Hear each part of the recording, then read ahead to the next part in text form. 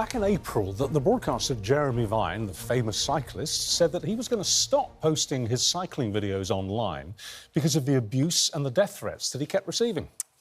Yeah, that hasn't stopped fellow cyclist and vigilante Dan Brothwell, who's on a mission to highlight the dangers on the roads, and has even gone as far as to set up secret recordings to catch people behaving badly while driving. Very good morning to you. Morning. Good morning.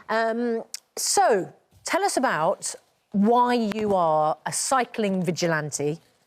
Yeah, I don't think I'm a vigilante. I'm just a campaigner, definitely, and trying to raise awareness of road danger issues. I suppose the thing is that people call you a vigilante because you're stepping in, aren't you, to do what you feel that the council and the police do not seem to be doing. Just tell us about what you see drivers do that makes it a danger to be a cyclist. Yeah, so I commute to work by bike, and most of my journeys, I live in Worcester, most of my journeys around Worcester are by bike.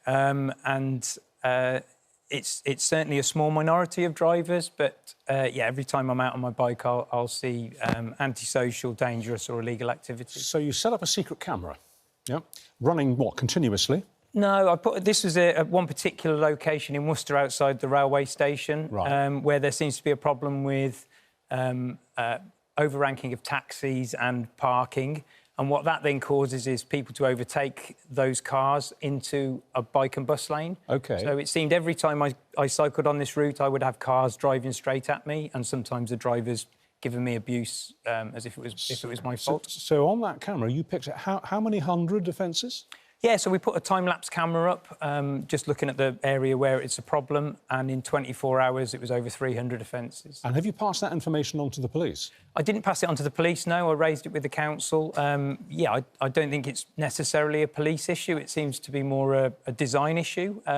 So I see. So you're not actually trying to get the people that you spotted clearly breaking the law, you're not trying to get them into trouble. No. You're using what they're doing to demonstrate to the council that they need to do more to sort the thing out. Because you see, people hate vigilantes, you know that, don't you? There's a guy in London called Cycling Mikey who actually does film people, you know, like talking on their phones usually behind the wheel when they're parked up at traffic lights. He's nabbed quite a few famous people, actually, and he sends the information to the police and they get prosecuted. Now, a lot of people support him, but a lot of people can't stand him and they say, you want to do that job? Be a traffic warden, be a copper. And people might still say that about you. If you want to catch people out and send the footage to the council, be a traffic warden, be a copper. Yeah, as I say, I'm just trying to raise awareness of a problem. I mean, I have submitted evidence to the police. I don't think that makes me a vigilante. That's just providing evidence of a crime to the police, and the police take action if they think that's necessary.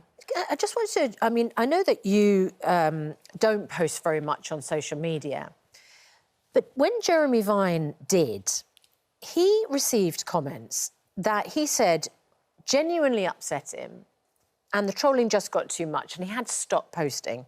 Just a couple of examples. A motorist that...